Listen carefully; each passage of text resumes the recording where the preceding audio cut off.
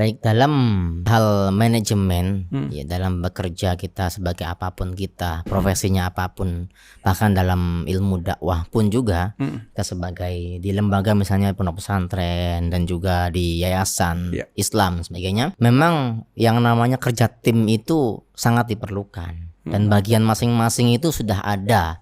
Nah, jadi kembali kepada kaidah bahwasanya kita itu perlu untuk melihat atau kita bekerja itu dengan tulus, dengan ikhlas. Kalau kita kerjanya ikhlas, kita tulus kerjanya, kita nggak akan mikir dia jadi kepala atau jadi ekor. Kan gitu ya.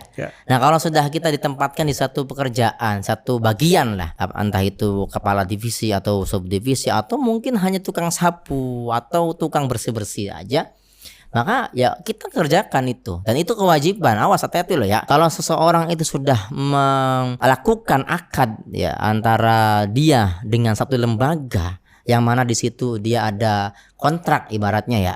Dia sebagai apa, saya tugasnya apa, job desk-nya apa, maka itu wajib loh ya. Hati-hati. Jadi yang namanya kewajiban itu bukan hanya sekedar kita sholat ibadah kepada Allah aja. Makanya tadi tuh kita menjaga hubungan kita dengan Allah dan menjaga hubungan kita dengan manusia ini perlu. Nah maka ketika kita di perusahaan menjadi karyawan atau menjadi apapun kita wajib di situ sudah itu. Nah kalau kita melanggar ya maka kita mendapat sanksi dong pastinya. Kalau ketahuan pasti itu bakal dipotong gaji tuh. Aslinya tuh ya, kan gitu ya. Maka dari itu, nah terus bagaimana tadi kalau kita pengen tenang hatinya, ya tadi kembali kepada tulus tadi itu.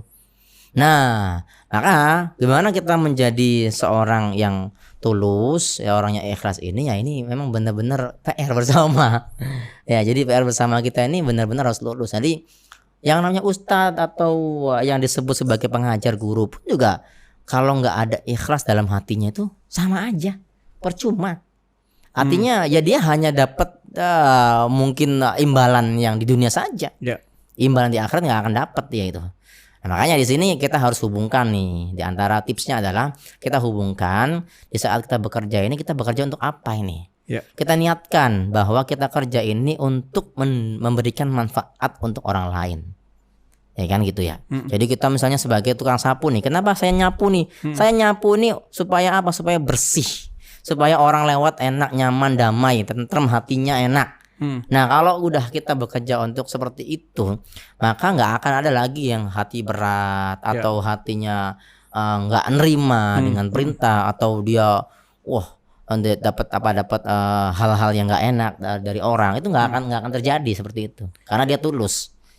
Ya. Jadi kuncinya tulus. Masya Allah. Baik, terima kasih Bang Ustaz Subhan.